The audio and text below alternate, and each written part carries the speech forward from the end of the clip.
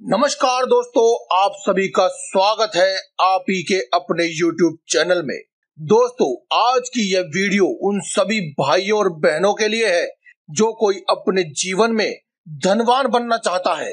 कठोर परिश्रम करने के बाद भी जिनको सफलता प्राप्त नहीं हो रही है, उनको अपने जीवन में सफलता प्राप्त करने में यह वीडियो मदद करेगी। क्योंकि आज की इस वीडियो में हम आपको धन की देवी माँ लक्ष्मी और भगवान विष्णु को प्रसन्न करने के लिए जो उपाय किए जाने चाहिए, उन उपायों के बारे में बताएंगे। आज की इस वीडियो में हम आपको कोई एक नहीं बल्कि अनेकों उपाय बताएंगे। जितने हो सकेंगे उतने से उतने आपको उपाय बताएंगे, ताकि आप उनमें से जो भी उपाय आपको समझ में आता है, आपको उचित लगता है, आसान लगता है, आपको लगता है कि मैं ये उपाय कर पाऊंगा या फिर कर पाऊंगी, तो उस उपाय को आप कीजिए और अपने जीवन में सुख और ऐश्वर्य को भर लीजिए। कहते हैं कि जिस किसी को भी अपने जीवन में धन की कामना हो, उसे माता लक्ष्मी को प्रसन्न कर लेना चाहिए।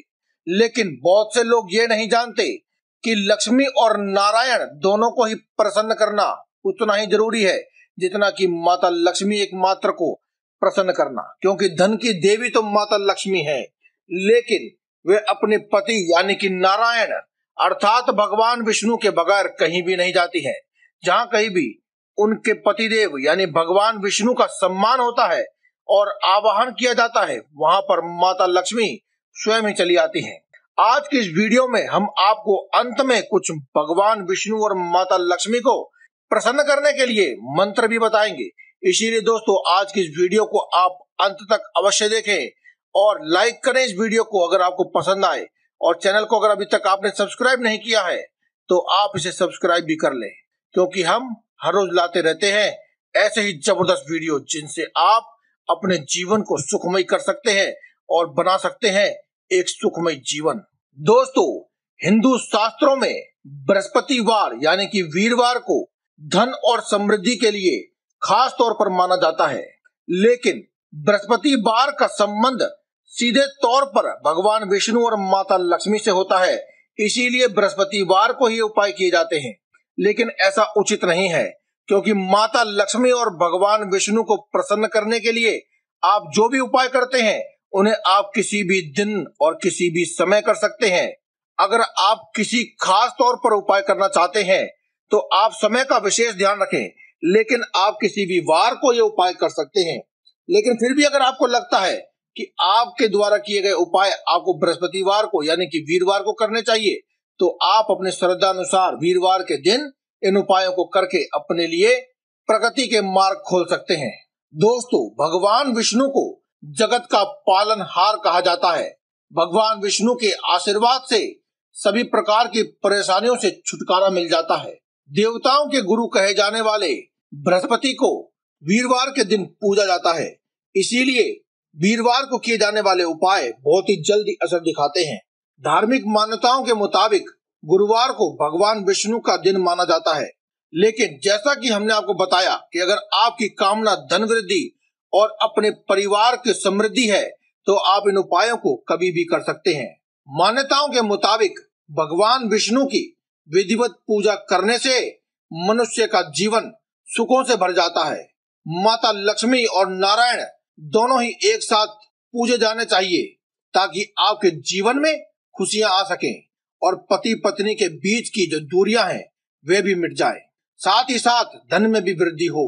दोस्तों, अगर आपका भाग्य साथ नहीं दे रहा है या फिर कोई भी आपकी समस्या चल रही है जीवन में, तो आप माता लक्ष्मी और नारायण के लिए उपायों को अवश्य करें, इससे आपकी किस्मत ही बदल जाएगी। धार्मिक ग्रंथों में माता लक्ष्मी और भगवान नारायण की आराधना के कई तरीके बताए गए हैं, जिन्हें करने से आप अपनी कुंडली का बृहस्पति ग्रह को मजबूत कर सकते हैं और अपने जीवन में आर्थिक समस्याओं को समान कर सकते हैं और सारे बिगड़े कामों को बना सकते हैं।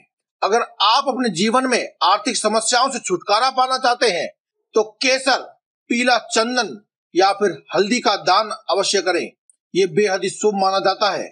ऐसा करने से एक और जहां पर गुरु ग्रह मजबूत होता है, वहीं माता लक्ष्मी भी अत्यंत प्रसन्न होती हैं और आपको आरोग्य और सुख और धन धान्य की वृद्धि का आशीर्वाद देती है। साथ ही आपके घर में हमेशा ही सुख शांति का वास बना रहता है। अगर आप इन चीजों का दान नहीं कर पाते हैं तो कोई बात नहीं, इन्हें तिलक के रूप में अपने माथे पर नित्य प्रतिदिन भगवान विष्णु और माता लक्ष्मी की पूजा के बाद अवश्य लगाएं। ऐसा करने से भी आपको समान लाभ मिलता है। अगर आप माता लक्ष्मी और नारायण के लिए कुछ खास उपाय करते हैं तो आपके जीवन में किसी भी प्रकार की समस्या नहीं रहती है। आपको इस पूजा के समय यानी कि अपने नित्य प्रतिदिन जो आप सुबह उठ करके अपने घर में पूजा करते हैं उस समय कुछ ऐसे मंत्र हैं जिन्हें अगर आप प्रतिदिन बोलेंगे तो आपके जीवन में हमेशा ही सुख समृद्धि का वास बना रहेगा। उन मंत्रों को हम आपको इस वीडियो के अंत में बताएंगे, लेकिन एक बात आपको अभी बता देते हैं कि आप अगर हो सके तो अपने घर में जो पूजा करते हैं उसे आप ब्रह्म मुहूर्त में उठ करके स्नान आदि करके ही किया करें। ऐसा करने से आपकी पूजा सीधे तौर पर भगवान के पास जाती है। आपको कोई विशेष उपाय करने की जरूरत नहीं है, बस आपको कुछ मंत्रों का ध्यान रखना है और ब्रह्म मुहूर्त में पूजा पाठ करने से आपकी सभी चिंताएं और सभी समस्याओं का हल आपको मिल जाएगा। दोस्तों, ब्रह्म मुहूर्त में उठकर स्नान कर लें।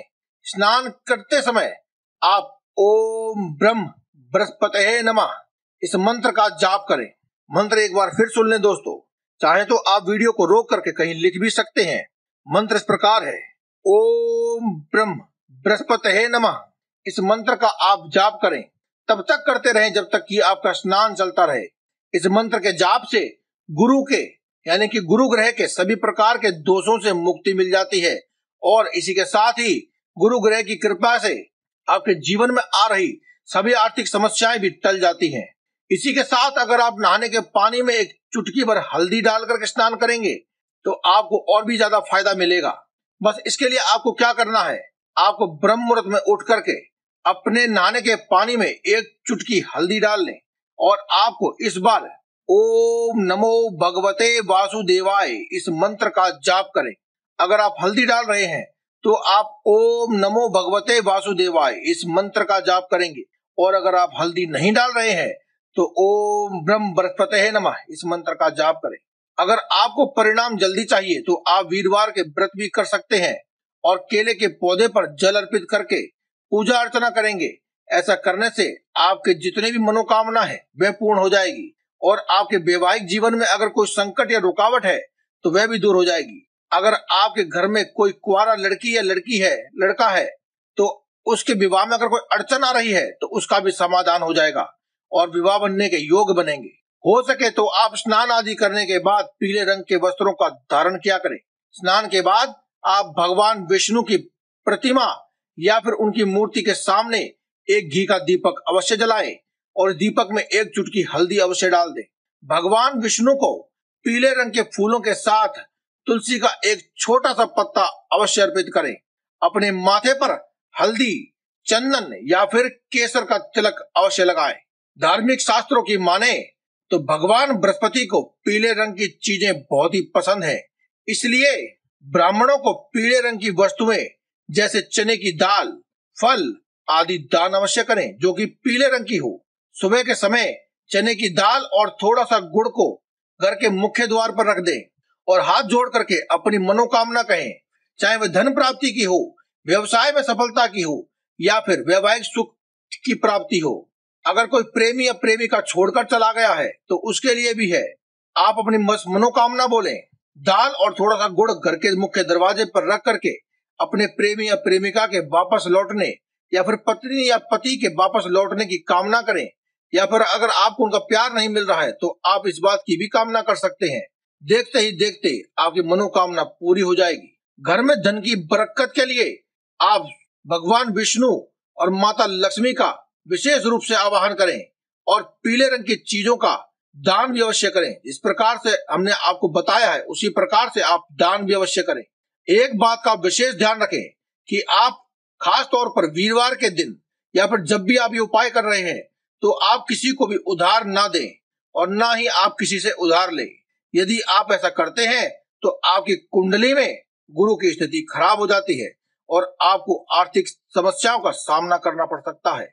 अब बात करते हैं उन 5 मंत्रों की जिनके बारे में हमने आपको कहा था कि वीडियो के अंत में बताएंगे। वह मंत्र इस प्रकार है, ओम ब्रह्म बृहस्पतये नमः। दूसरा मंत्र है ओम क्लीं बृहस्पतये नमः। तीसरा मंत्र है ओम ग्राम ग्रीम ग्रोम सह गुरुवे नमः। चौथा मंत्र है ओम ऐं श्रीं बृहस्पतये नमः। पांचवा मंत्र है ओम गुम गुरुवे नमः। इसमें जो चौथा मंत्र है वो एक ऐसा मंत्र है जिसे आप माता लक्ष्मी और नारायण दोनों की ही आप प्राप्ति कर सकते हैं। चौथा मंत्र आप एक बार फिर से सुन लें, ओम ऐं श्रीं बृहस्पतये नमः। तो दोस्तों आज की इस वीडियो में केवल इतना ही। कल फिर आपसे मुलाकात होगी एक और नई वीडियो के साथ। तब तक के लिए दे में इजाजत। धन्यवाद। कमेंट बॉक्स में लिखते रहें जय बजरंगबली।